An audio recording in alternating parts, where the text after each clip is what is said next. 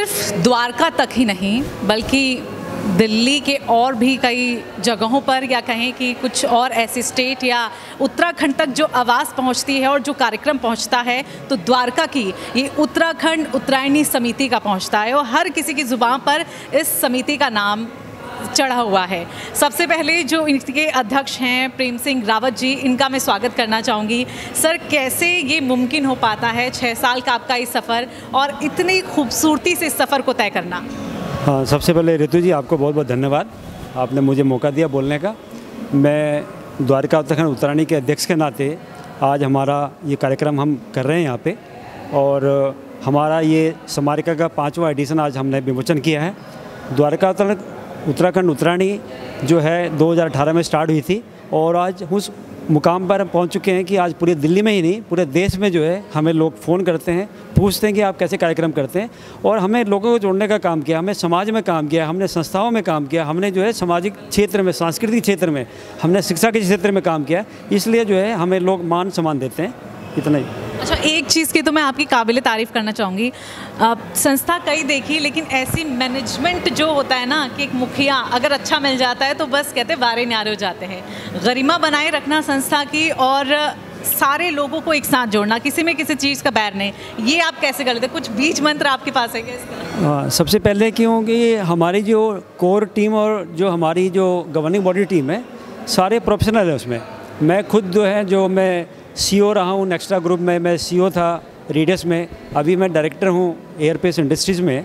तो मुझे पता है कि स्ट्रेटजी और मैनेजमेंट कैसे चलता है, और उसी का मैं यहाँ पर जो है उसी का मुझे यहाँ पर जो एक सीखने को मिला है, और उसका जब मैं सीखा हूँ तो उसको मैंने यहाँ इम्प्लीमेंट करने का प्रयास किया है।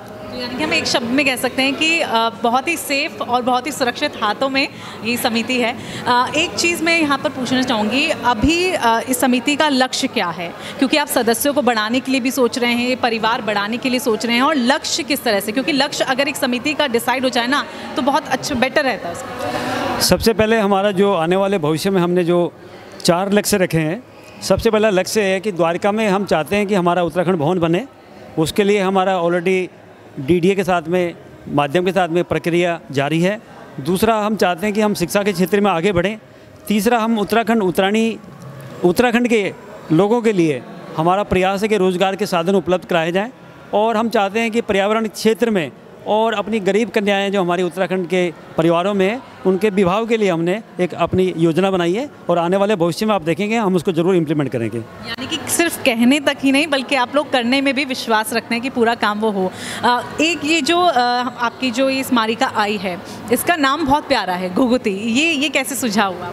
ये घुघुती जो शब्द लिया है, ये जौनसारी अपना गढ़वाल में और कुमाऊँ में घुघुती का एक ही नाम बोलते हैं, बाकी हर चीज़ में फ़र्क पड़ता है, लेकिन यहाँ घुघुती हर जगह उनको घुघुती बोला जाता है। इसलिए हमने जो समाज में सामाजिक समरसता का भाव जगाया है, सामाजिक सद्भाव का जगाया है, और हम आपस में एक भाईचारे के नाते हमने इसको नाम दिया है, जो कि घुघुती नाम हमने इसको दिया है, और जो कि पूरे भारत में ही नहीं पूरे विश्व में प्रसिद्ध है। धन्यवाद। 5 टाइम हो गया, ये 5th एडिशन है आपके इसका मैगज़ीन का। हर साल दर साल आप क्या सोचते हैं कि जो ये एडिशंस निकले, अलग निकले, कुछ अनोखा हो, और सिर्फ यूथ ना जुड़े बल्कि और हर एक पीढ़ी उससे जुड़ पाए?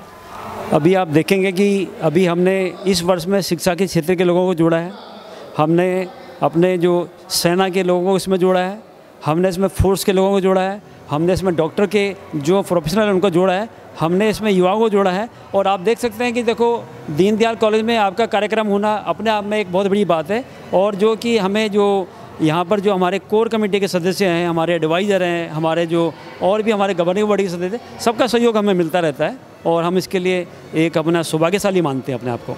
चलिए, अब बस एक सवाल पूछूंगी अंत में। उत्तरायणी, क्योंकि द्वारका की जो उत्तरायणी होती है वो अपने आप में बेहद खास होती है, दूर दूर तक लोग उस उत्तरायणी को जानते हैं, उस कार्यक्रम को जानते हैं। तो अब आने वाली उत्तरायणी को लेकर क्या तैयारी है आपकी?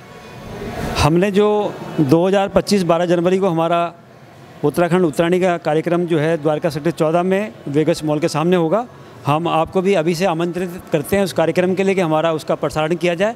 उसके लिए हमारा भविष्य में ये योजना है कि इस बारी, पिछली बार अगर हमने 5,000 स्क्वायर मीटर में किया था, इस बार 10,000 स्क्वायर मीटर में हम करने जा रहे हैं। तो मेरा मतलब है कि हर साल जो है कार्यक्रम डबल से डबल, अगले साल और डबल होगा और इसमें हम और से अधिक परिवारों को जोड़ने का उसमें प्रयास करेंगे। चलिए, राजेश मारी आपको बधाई देता है, शुभकामनाएं देता है कि आपका जो आगे भी कार्यक्रम हो वो सफल रहे। बहुत बहुत धन्यवाद सर आपका हमें वक्त देने के लिए। बहुत बहुत धन्यवाद।